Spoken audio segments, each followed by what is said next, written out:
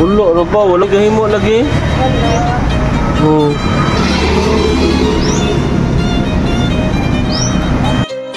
So, good day na tayo Honda Click 125 niya. Issue kay buha kang headlight, namusigang park light.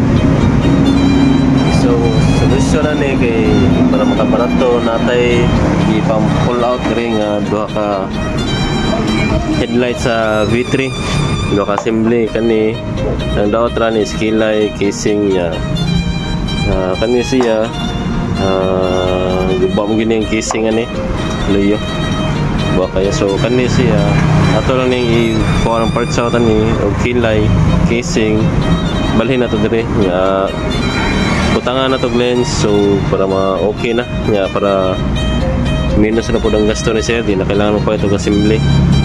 So kani atong kaning assembly atong i-repair kuha na to parts out ani kay kani di na mo ginimada buha kayo nya ang bracket sa kanya wala na. So kani siya ano ni for dispose ni or parts out or isang gani kanila to i-maintain kay gamay raman damage kani casing o kilay kuha na to ang casing o kilay ni balhin na to dire nya tawran og lens.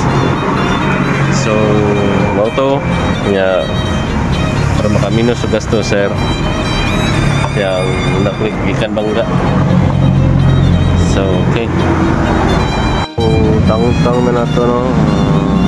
Ano yung casing nagbuak na ang kilay na buak nga gitangtang na po na itong sa ano itong i-swap sa casing puta na to dire.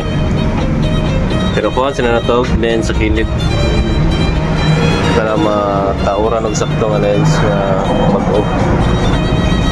So okay, ganang trabahoon.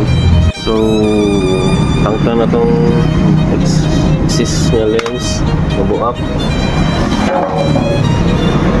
So kani ako na po ni natangtang niya tawad na to dire sa di pagdan nga lens.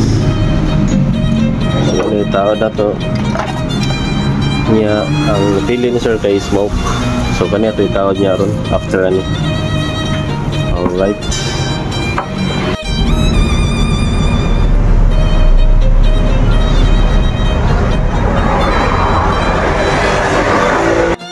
ato na tawad no ang headlight, ang casing, smoke lens. So ano niya itong punta sa V3 ni Sir Click 3. So limpyo kayo na nakasil na po ni. So sampak na na diretso sa Click V3 nga motor ni sir.